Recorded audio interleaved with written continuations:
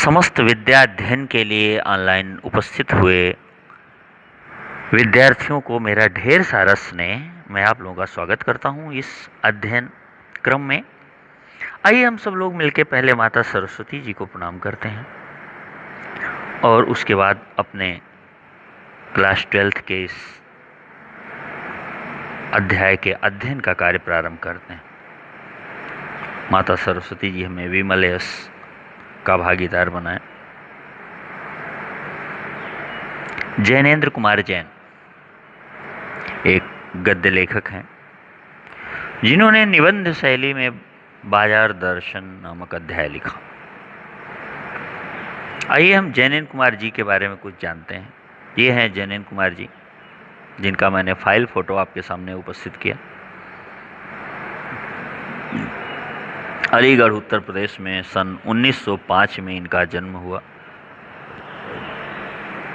इनकी प्रमुख रचनाओं का नाम है परख, अनाम स्वामी, सुनीता, त्यागपत्र, कल्याणी, जयवर्धन, मुक्तिबोध जो कि उपन्यास के रूप में है, वातायन, एक रात, दो चिड़िया, फांसी, नीलम देश की राजकन्या, पाजेब।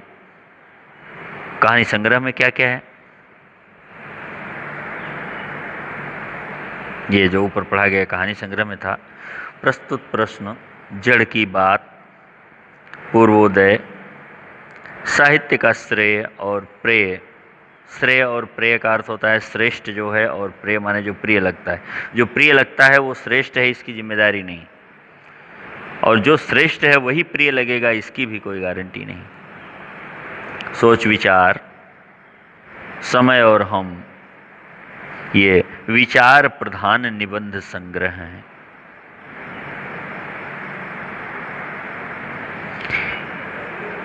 इनको साहित्य अकादमी पुरस्कार मिला, भारत भारती सम्मान मिला, भारत सरकार द्वारा पद्म भूषण से सम्मानित किए गए, और 1990 में ये इस लोक को छोड़ करके, साहित्यिक साधना को छोड़ करके इस लोक से परलोक सिधार गए। यानी हमने एक उत्तम लेखक को खो दिया। यथार्थ को अंतिम सत्य के रूप में ओढ़कर जो अपने को विवश मान बैठ सकता है वही तो असमर्थ है। वाह, मोटिवेशन की इससे बढ़िया लाइन आपको कहीं नहीं मिलेगी। यथार्थ को अंतिम सत्य के रूप में ओढ़कर जो अपने को विवश मान बैठ सकता है वही तो असमर्थ है। असमर्थ कौन है? बेबस कौन है? दुनिया में जो सच है उस सच को अंतिम सच मान लिया कि इसके बाद और कुछ नहीं हो सकता, बस यही है, ये तो मेरी मुकद्दरी ऐसी है, इसको ओढ़ लिया, यानी इसको पूरे ढंग से अपने मस्तिष्क में बैठा लिया। और जो अपने आप को विवश कर लेता है और चुपचाप बैठ जाता है, केवल वही असमर्थ है। इसका मतलब कुछ भी हो जाए उसके बाद फिर से एक बार रास्ता कायम हो सकता है, उम्मीदें जग सकती हैं, मंजिलें हासिल हो सकती हैं। मंजिलों के हासिल होने में कोई भी ऐसी प्रक्रिया जिसने आपको लताड़ दिया है, परेशान कर दिया है, वह सफल नहीं हो सकती। उसके बाद भी जीवन है, यह सच है। पर जिसने स्वप्न के सत्य के दर्शन किए वह यथार्थ की विकटता से कैसे निरुत्साहित हो सकता है। जिसने बड़े सपने देखे और सपने देखने के कारण जिसको नींद नहीं आई। सपने दो तरीके के, एक सोने के बाद देखे जाते हैं, एक जागती आंखों से देखे जाते हैं। जागती आंखों से देखे जाने वाले सपने नींद ना आने का कारण बनते हैं और परिश्रम करने के लिए हमको प्रेरित करते हैं, और यही प्रेरणा हमको लेकर के उस ऊंचे स्थान तक पहुंचा देती है कि असमर्थता कोसों कोसों दूर दिखाई पड़ने लगती है। हमारे अंदर समर्थता आ जाती है, हम ही हैं, हम भी हैं के भाव आ जाते हैं, जिनसे हमें दुनिया की हर ऊंचाइयां अपने कदमों के नीचे समझ में आती। मंजिल कितनी भी बड़ी क्यों न हो, लेकिन वह आपके कदमों के नीचे ही रहती हिंदी में प्रेमचंद के बाद सबसे महत्वपूर्ण कथाकार के रूप में प्रतिस्थापित माने जाने वाले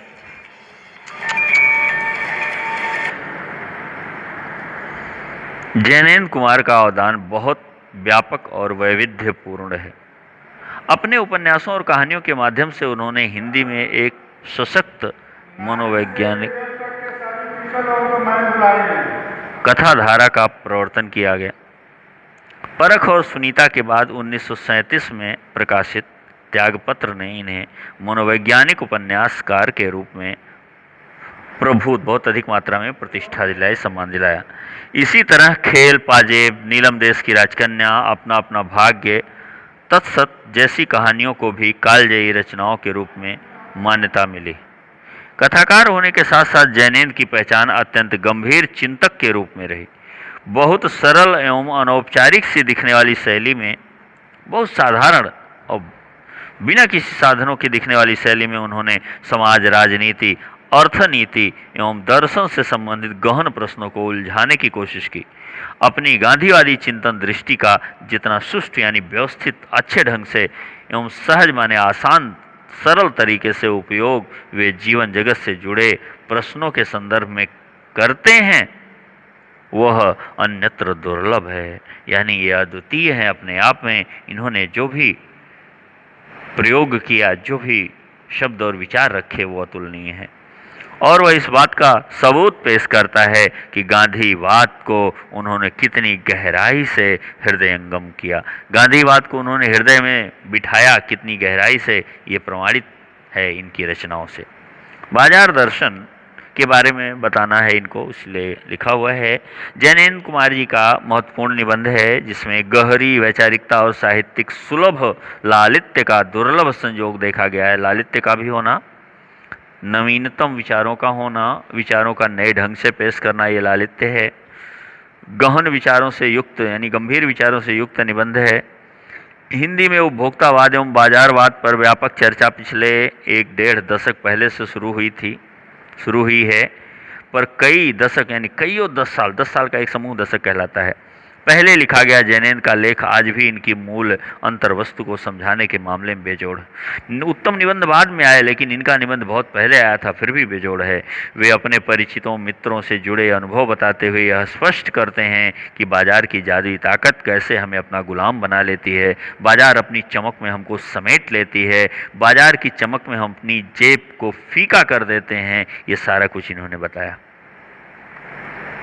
अगर हम अपनी आवश्यकताओं को ठीक ठीक समझकर बाजार का उपयोग करें तो उसका लाभ उठा सकते हैं, लेकिन जब आवश्यकताओं को नहीं समझ पाएंगे तो हम उसका कदापि लाभ नहीं ले पाएंगे। बाजार हमको ठग लेगी, बाजार हमको परेशान करेगी, हमारा भविष्य बाजार के हाथ में चला जाएगा। यानी हमें परेशानियों का कारण, हमारे परेशानियों का कारण बाजार हो जाएगी।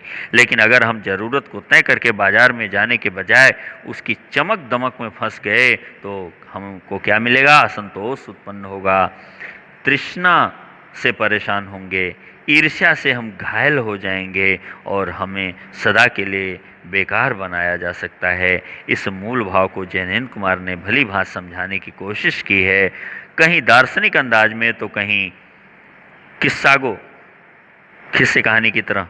इसी क्रम में केवल बाजार का पोषण करने वाले अर्थशास्त्र को उन्होंने अनीति शास्त्र बताया, अन्याय शास्त्र बताया, नियम के विरुद्ध चलने वाला शास्त्र बताया। आगे हम अगले वीडियो में फिर आपसे मिलेंगे, जो कि इस पूरे अध्याय की व्याख्या के साथ होगा। आप लोगों को बहुत बहुत धन्यवाद। यह वीडियो यहीं तक।